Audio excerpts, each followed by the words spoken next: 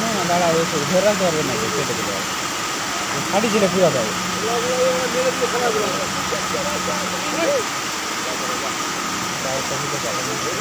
আলা হয়ে গেছে অনেকক্ষণ জড়িয়েছে। 2.5 ঘন্টার বৃষ্টি। মঙ্গলবার দুপুরেও জলমগ্ন মেদিনীপুর। জলমগ্ন বহু বাড়ির ভেতরে জমা চলে 15 ফুটের বিশাল পাইথন চন্দ্রকোড়ায়। আতঙ্কিত অনেকেই। সোমবার বিকেলে টানা প্রবল বৃষ্টি হয়েছে 2 ঘন্টার বেশি সময় ধরে পশ্চিম মেদিনীপুর জেলাতে। বৃষ্টির পরিমাণ এত বেশি ছিল মেদিনীপুর শহরেও, তার জন্য সন্ধ্যের পর থেকেই একাধিক বিভ্রাট। এ শহরে বেশিরভাগ রাস্তায় ডুবে গিয়েছিল জলে। বিদ্যুৎ বিচ্ছিন্ন রাখতে হয়েছে একাধিক ওয়ার্ড। বহু ওয়ার্ডের বাসিন্দারা বাড়ির ভেতর জল ঢুকে যাওয়াতে জিনিসপত্র ওপরে তুলে কোনোভাবে রাত কাটিয়েছেন। সংকট দেখা দিয়েছে পানীয় জলের অপ্রতুলতা ও বিভিন্ন জীবজন্তুর প্রবেশ। জেলার চন্দ্রকোনাতে জমা জলে ঢুকে পড়ল 15 ফুটের বিশাল পাইথন সাপ। চাঞ্চল্যকর পরিস্থিতি। সবথেকে বড় সমস্যা, মেদিনীপুর শহরে প্রবেশ করতে গেলেই মেদিনীপুর শহরে প্রবেশের মুখে ধর্মা এলাকায় জাতীয় সড়ক জলে ডুবে রয়েছে। মঙ্গলবার দুপুরেও বড় গাড়িগুলি 60 নম্বর জাতীয় সড়ক ধরে ওই স্থান কোনোভাবে পার করতে পারলেও বাইকের ক্ষেত্রে চরম সমস্যা তৈরি হয়েছে। জল সংলগ্ন এলাকায় থাকা পাওয়ার হাউসে জল ঢুকে যাওয়াতে বিদ্যুৎ বিচ্ছিন্ন বেশ কিছু অংশ। স্থানীয় 9 নম্বর ওয়ার্ডের বাসিন্দারা জানাচ্ছেন, বেশিরভাগ লোকজন রাত থেকেই বাড়ির জিনিসপত্র উঁচু টেবিল বা অন্য কোথাও তুলে বাঁচানোর চেষ্টা করছেন, কারণ ঘরের ভেতরে বহু লোকেরই হাঁটু সমান জল। সেই থেকে পোকামাকড়, সাপ, বিছে, ঘুটঘুটি অন্ধকার, নেই পানীয় জলের ব্যবস্থা। শহরে 9 নম্বর ওয়ার্ড ছাড়াও বহু ওয়ার্ডের একই অবস্থা।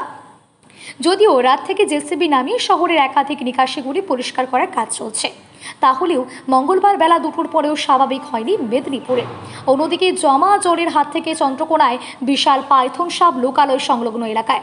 বৃষ্টির মাঝে চন্দ্রকোনা পৌরসভার ঠাকুরবাড়ি বাজার লাগোয়া মাধবপুর কুমারপাড়া এলাকায় প্রায় 15 ফুট দৈর্ঘ্যের একটি পাইথন ঘিরে এলাকায় দেখা দিয়েছে তীব্র চাঞ্চল্য। মঙ্গলবার সকালে এলাকায় একটি কৃষি জমির মধ্যে জালে আটকে পড়ে বিশালাকার পাইথনটি। স্থানীয় মানুষজনের মধ্যে পাইথনটির খবর ছড়িয়ে পড়তে বহু মানুষজন চমকে যান। তবে শেষমেশ বন দপ্তরের কর্মীরা এসে পাইথনটিকে উদ্ধার করে নিয়ে যায়। নজরে কখন আসলো? সকালে এসে সাধারণ মানুষের নজরে। হ্যাঁ, কি চাইছেন এখন আপনারা? আমরা চাইছি যে বাঁচানো হোক, সাপটাকে সুস্থভাবে বাঁচানো হোক। বন দপ্তরে খবর দিয়েছি, অনেকক্ষণ হয়েছে, প্রায় 1 ঘন্টার উপর, কিন্তু এখনও পর্যন্ত কোনো তৎপরতা বন দপ্তরের কাছ থেকে আমরা পাইনি। যাতে সাপটিকে উদ্ধার করে বনে ছাড়া হয়, রেস্কিউ করা হয়, বাঁচানো হয়, সেই ক্ষেত্রে আমরা সেটি চাইছি। এটা কোন এলাকা আপনাদের? চন্দ্রকোনা টাউন, পশ্চিম মেদিনীপুর, মানে মাধবপুর কুমারপাড়া 3 নম্বর ওয়ার্ড। মানে কি মাঠের জালের মধ্যে আটকে গেছে? মাঠের জালের মধ্যে আটকে যায়, সকালবেলায় সাধারণ মানুষ দেখতে পায়। কত বড় হবে মনে হচ্ছে সাপটা? প্রায় দেখা যাচ্ছে যে ফুট 10 হতে পারে, আর আন্দাজ করা যাচ্ছে। এটা কি পাইথন? জানি না, যেটুকু বলতে সবাই যে অজগর। আপনার নাম? সৌরভ পাল। তবে এই রকম পরিস্থিতিতে মেদিনীপুর শহরের ভেতরেও যে ছোটোখাটো সাপ দেখা যায়নি বিভিন্ন লোকালয়গুলিতে, তা কিন্তু নয়। বহু এলাকার মানুষ এই সাপের আতঙ্কে আতঙ্কিত ছিলেন মেদিনীপুর পৌর এলাকার বিভিন্ন জলে ডুবে থাকা ওয়ার্ডগুলিতে।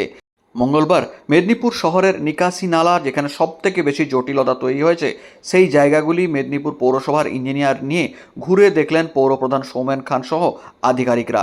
48 ঘন্টার মধ্যে সেই পরিস্থিতি থেকে মেদিনীপুরবাসীকে উদ্ধারের জন্য বিভিন্ন তৎপরতা শুরু হলো।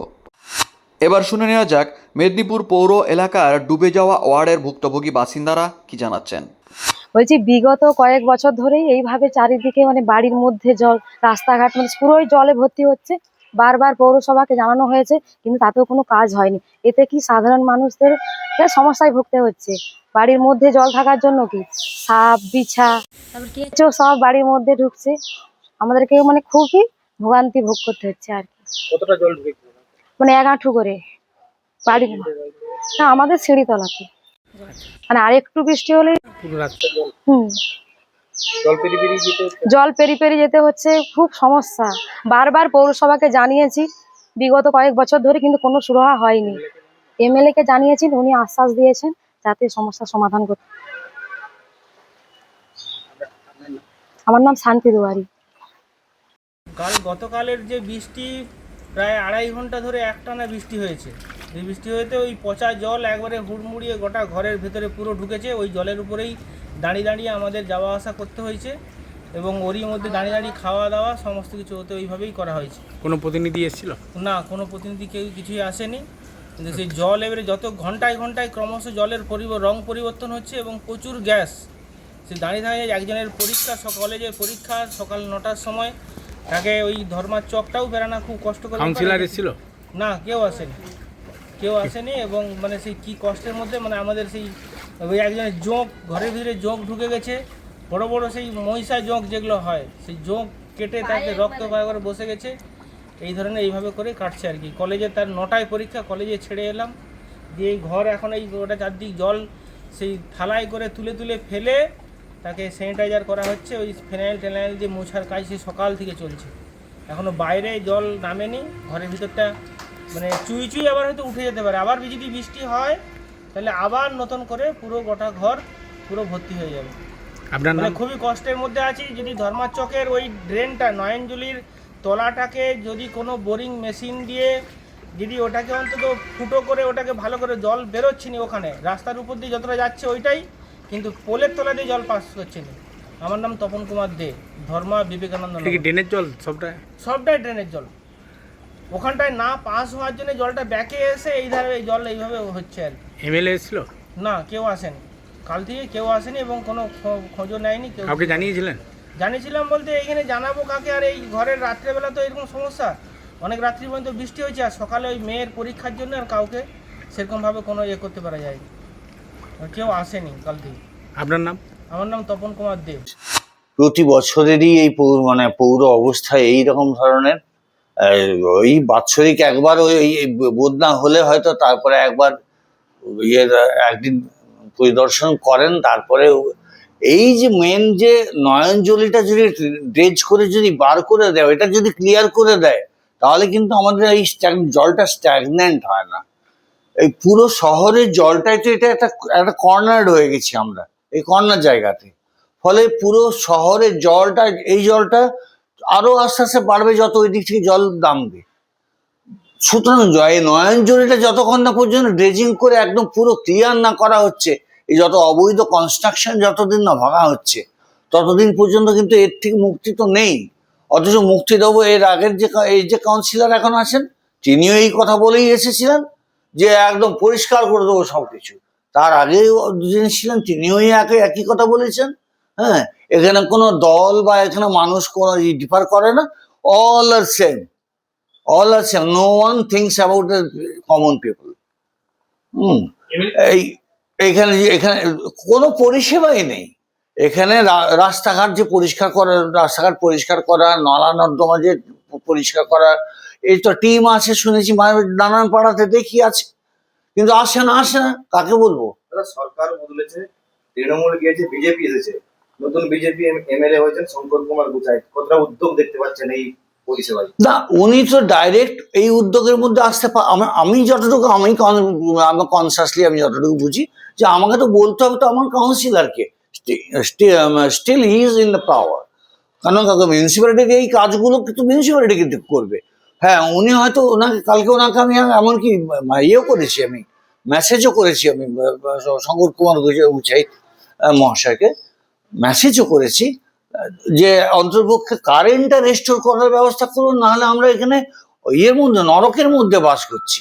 নিচে সাপ, ব্যাঙ, এতদূর জল, জিনিসপত্র সমস্ত কিছু নষ্ট। যেটুকু আমরা উপরে উঠে গিয়েও তারপর অন্ধকারে ঘেমে নিয়ে উপরে অন্ধকারে বসে আছি, খাবার জলটুকু পর্যন্ত নিচ থেকে বয়ে নিয়ে যাওয়ার উপায় নেই। এই অবস্থা, কুয়ো থেকে শুরু করে বাথরুম, এই পায়খানার সেফটি ট্যাঙ্ক, এই রাস্তার যে হাইড্রেনের জল, সমস্ত জলের লেভেল এক। অথচ আপনি এক গ্লাস হাঁড়ি থেকে তুলে খান, আর ওই পায়খানা যান বা আপনার কুয়ো থেকে তুলুন, সব জল এক জল। আমরা মাত্রা থেকে অসহনীয় এই যে বাৎসরিক যে যন্ত্রণা, কেউ আসেনি।